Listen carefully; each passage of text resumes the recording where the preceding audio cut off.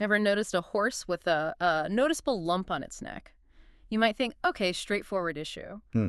But what if I told you that the truth about an enlarged thyroid gland in horses, what we call goiter, is, well, way more complex and actually pretty surprising? It really is.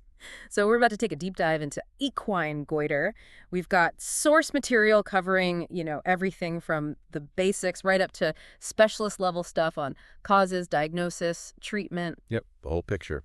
And our mission today is basically to pull out the most important nuggets, get you well informed, quick, and thorough. And it's such a crucial topic Yeah. because that little gland, a thyroid, down in the horse's neck, just behind the larynx, Right. it's like the conductor of their whole metabolic orchestra. Yeah. It makes hormones with iodine that are absolutely critical for, well, everything. Metabolic rate, growth, energy, even body temperature. Wow. Yeah, its influence is huge on almost every process. So understanding why it might get enlarged is just incredibly important for their health. Okay, let's unpack this then. So fundamentally, goiter is just the thyroid gland getting bigger.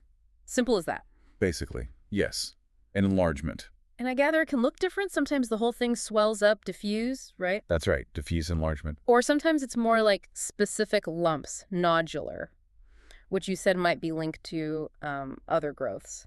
Exactly. Nodular goiter often points towards things like benign adenomas, which we'll get into. But before we get to the why it enlarges, what's it actually doing in there normally? Why is that job so critical? That's the perfect question. So its main job is making those thyroid hormones, T3 and T4. T3 and T4, okay. Think of them as the horse's internal thermostat. And it's all controlled by this kind of command center in the brain, the hypothalamic pituitary thyroid axis. Right, the HPT axis? Yeah. Brain signals the pituitary gland, pituitary relays the message, and the thyroid gets its orders. Make hormones. Simple chain of command. Pretty much. Now, if the body thinks there's not enough hormone being made, or maybe the gland's just getting, pushed too hard. Overstimulated. Exactly. It tries to compensate by growing, getting bigger. Ah, I see. And that enlargement happens either through hyperplasia, just making more cells, or hypertrophy, where the existing cells get bigger. So it's the body trying to ramp up production, essentially. Precisely. It's a compensatory mechanism. And it's good news that goiter itself isn't super common in horses. Thankfully, no. And it's not genetic, right? Even though we sometimes see it pop up in foals. Correct. Not a genetic condition. Ugh. No specific breed or sex is more prone either. But here's where it gets, well, really fascinating for me. The cause. You'd automatically think, okay, it's got to be iodine deficiency. That's the classic textbook answer. That's what everyone assumes, yeah. Well, get ready for a surprise because our deep dive found this totally counterintuitive thing. It's often caused by too much iodine. That's the big paradox. Oh, It yeah. absolutely is. Iodine excess or hyperiodine goiter is actually more common in horses than iodine deficiency. More common. How does that even work? Too much iodine causing the problem. It seems backwards, right? But high iodine levels, they paradoxically shut down thyroid hormone production. There's a name for it, the Wolff-Chaikoff effect. Wolff-Chaikoff effect. Okay. In simple terms, the thyroid gets overwhelmed by all that extra iodine and just stops making hormones properly. So it basically gets clogged up by the excess. That's a good way to think about it. It inhibits synthesis. So T3 and T4 levels drop. Ah, and then the body thinks there's a deficiency. Exactly. Which triggers more TSH, that's thyroid-stimulating hormone for the pituitary. Right, the signal to make more hormones. Which tells the thyroid, work harder, grow bigger, and boom, you get the goiter. Wow. So the common wisdom is really turned on its head there. Too much is often worse than too little. For horses, that often seems to be the case. And the key insight for owners is where that excess comes from. Often it's well-meaning oversupplementation. Like stacking supplements. Precisely. Combining commercial feeds that already have iodine with maybe iodized salt blocks and other supplements, particularly kelp or seaweed. Oh, the natural supplements? People love those. They do, but the iodine in kelp can be incredibly variable and often extremely high. How high are we talking? Well, think about this. The NRC recommends maybe 1 to 2 milligrams of iodine per day for an average horse. Okay, tiny amount. But we see problems like congenital goiter in foals when mares get maybe 35 to 40 milligrams a day, sometimes even 50 to 80 milligrams. Whoa, that's like 20, 30, 40 times the recommendation. Exactly. And iodine gets concentrated across the placenta and into the milk. Mm-hmm. So pregnant mares, foals, nursing foals, they are so much more sensitive to excess. That's a critical point for anyone with broodmares. Okay, so that's the excess side. What about the classic deficiency? Does it still happen? It does, yeah, hypoiodine goiter. It follows that classic path. Not enough iodine, low T3, T4, high TSH gland enlarges to try and capture more iodine. Makes sense. It's definitely less common now because most commercial feeds are fortified and iodized salt is widely used. But you can still see it, maybe in horses on completely unsupplemented diets or grazing pastures where the soil itself is low in iodine. And foals are vulnerable there too. Very much so. Yeah. The fetal thyroid is really sensitive.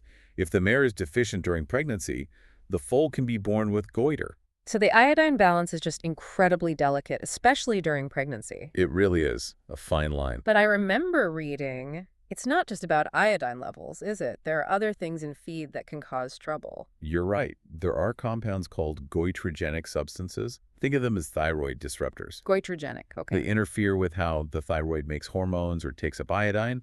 You find them in things like uncooked soybeans. The raw ones have isoflavones and urease. Ah, so raw soy is a no-go. Generally, yes, for this reason. Also, plants in the brassica family, cabbage, kale, rape, mustard, turnips. The cabbage family. Yep. And what's important here is that just adding more iodine usually doesn't counteract the effect of these specific substances. Oh, interesting. So you can't just supplement your way out of that problem? Not typically, no. The good news, though, is that cooking usually inactivates these compounds. So properly processed soybean meal, for example, is fine. That's a relief. Okay, so iodine excess, iodine deficiency, goitrogens. What else can cause these neck lumps? Then you get something quite different. Benign thyroid adenomas.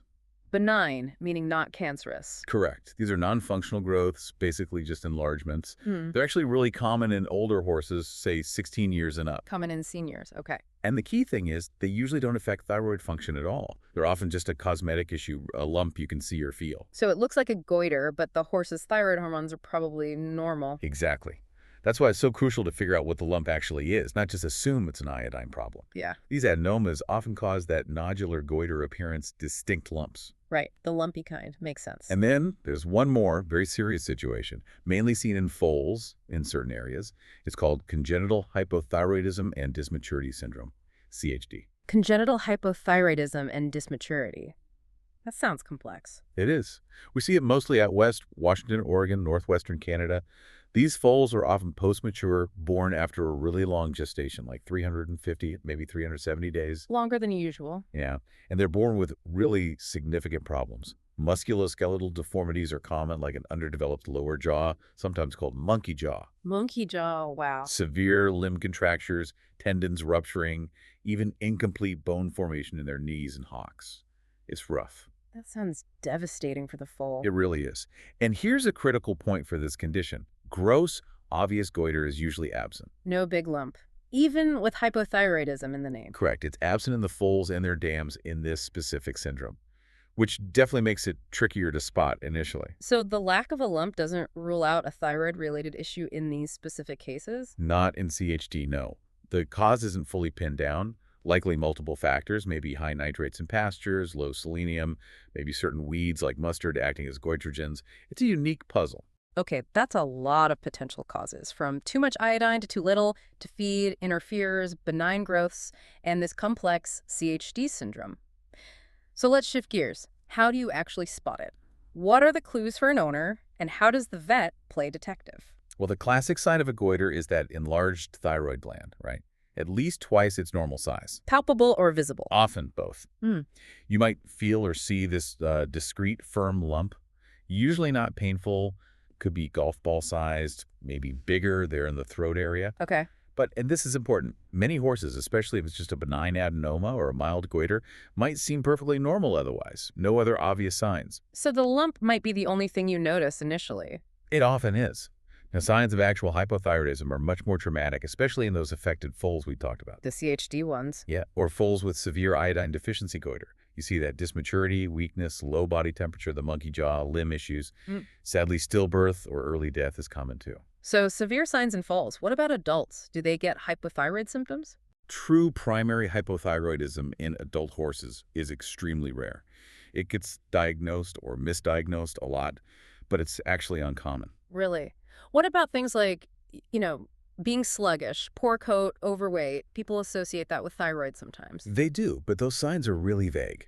They're much more commonly linked to other things like PPID Cushing's or equine metabolic syndrome, EMS, not usually primary hypothyroidism. That's a key distinction. Got it. So if an owner sees a neck swelling, it's not automatically goiter. And even if it is, it doesn't automatically mean hypothyroidism. Precisely.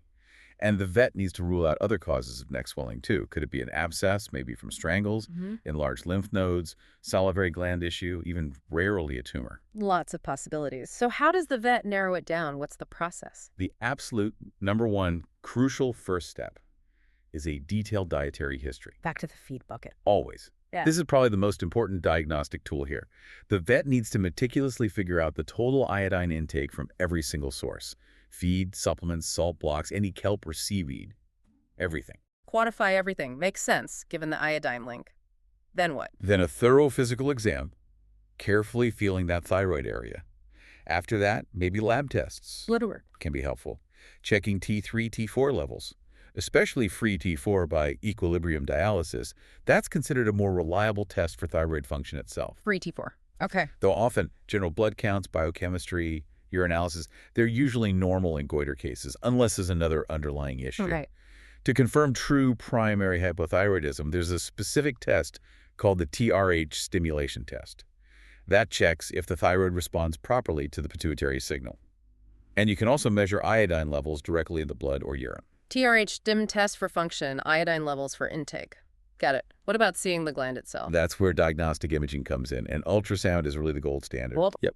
An ultrasound of the thyroid region lets the vet definitively see if the lump is the thyroid gland and what it looks like inside.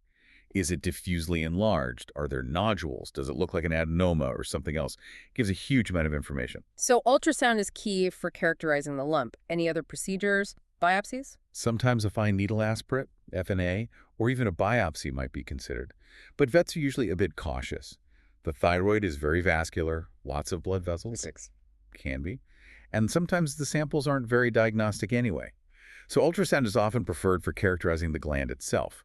Diet history and hormone testing tell you more about the function and cause. Okay, so combining dietary sleuthing, physical exam, blood tests, and especially ultrasound gives the full picture. That's the ideal approach. All right, so let's say the diagnosis is confirmed, it's goiter. What's the game plan for treatment? And how do we prevent it from happening again? Well, for the most common causes, the iodine imbalances, the primary treatment is usually pretty straightforward. Dietary correction. Fix the feet. Exactly. If it's iodine excess, which we said is more common, Right. the main thing is to simply stop giving the excess iodine. Cut out any high iodine supplements, especially kelp or seaweed products. Reevaluate the whole diet. And the goiter just shrinks. Very often, yes. Yeah. Once the excess iodine is removed, the thyroid isn't being inhibited anymore, TSH levels normalize, and the gland often returns to a more normal size over time. That's good news. And if it's iodine deficiency? Then you need to ensure the horse gets enough iodine, but not too much. Provide a balanced diet, maybe using a good commercial feed or a supplement formulated to provide the correct amount. No guesswork. Balance is key. What about those goitrogenic feeds? If those are suspected the uncooked soy, the brassicas, the advice is usually to remove them or at least significantly reduce them in the diet. Makes sense. Now, what about giving thyroid hormone medication, like levothyroxine? Thyroid hormone supplementation. This is a really important point. Levothyroxine sodium should only be given if true primary hypothyroidism has been definitively confirmed. Only if tests like the TRH stim show it's needed. Precisely. There's a strong caution against just giving thyroid supplements to adult horses without that confirmation. Why? What's the harm? It can cause problems. Potentially serious ones like cardiovascular issues, atrial fibrillation has been reported. Plus, giving external hormone can suppress the horse's own thyroid gland function, making things worse in the long run if it wasn't truly needed. It's definitely not a just-in-case supplement. That's a critical takeaway for owners. Don't reach for thyroid meds unless the vet confirms primary hypothyroidism. Absolutely crucial. What about those poor foals with the CHD syndrome? You said the prognosis was guarded. It is, unfortunately, Yeah. guarded to poor. Because of those severe musculoskeletal deformities they're born with, many are euthanized on humane grounds. So sad. And even if they receive thyroid hormone supplementation, it often doesn't fix the existing structural problems, like the contracted limbs or bone issues. So treatment is really difficult there. What about the benign adenomas in older horses? Most of those don't need any treatment at all. They're just cosmetic. Just a lump. Yeah. Surgery to remove them might be considered, but only if they get extremely large and start causing problems, like obstructing breathing or swallowing, which is rare. Okay, so summing up prognosis, seems pretty good if it's iodine-related and you fix the diet. Generally, yes. Prognosis is good for iodine-induced goiter once corrected. It's excellent for those benign adenomas. They usually don't cause any health issues. But less optimistic for. Guarded to poor for the CHD foals, as we discussed. And also poor if, in rare cases, the enlargement turns out to be a malignant thyroid cancer and adenocarcinoma. Right, so prevention seems like the best strategy where possible. What are the key prevention tips? It really comes down to two main things. First, feed a balanced diet. A good quality commercial feed formulated for horses usually provides adequate iodine. Stick to balanced rations. And second, and this is probably the biggest one, avoid indiscriminate or unnecessary supplementation, especially with things known to be high in iodine, like kelp or seaweed. More isn't always better. Definitely not with iodine. And pay extra close attention to the diet of pregnant mares. Ensuring they get enough, but not too much, iodine is critical for preventing goiter, either deficiency or excess-induced, in their foals. Manage that mare's diet carefully. That seems to be a recurring theme. It's absolutely vital for foal health. Yeah. So just to quickly recap some of the really fascinating points from this deep dive, we saw how iodine excess can paradoxically cause goiter, and it's often more common than deficiency because of that weird Wolff-Chaikoff effect. Right, the thyroid shutting down. We hammered home how crucial that detailed dietary history is for diagnosis. It's often your best clue. Back to the feed bucket again. And we talked about that distinct, severe condition in foals, CHD, where, surprisingly, you don't usually see a big goiter, reminding us that the visible signs aren't always the whole story. Yeah, this whole dive into equine goiter, it really shows how something that looks simple, like a lump on the neck, can have these really complex, almost paradoxical causes. And so often it comes back to something as basic as diet and nutrition. Fundamentally, yes. It just underscores how vital balanced nutrition is and maybe how easy it is, even with good intentions, for supplementation to sometimes cause more harm than good. That's a perfect summary. It really makes you think, doesn't it, about needing to understand the why behind health issues, digging deeper than just the surface symptoms. Being informed helps you ask the right questions, challenge assumptions, and really understand all aspects of your horse's care.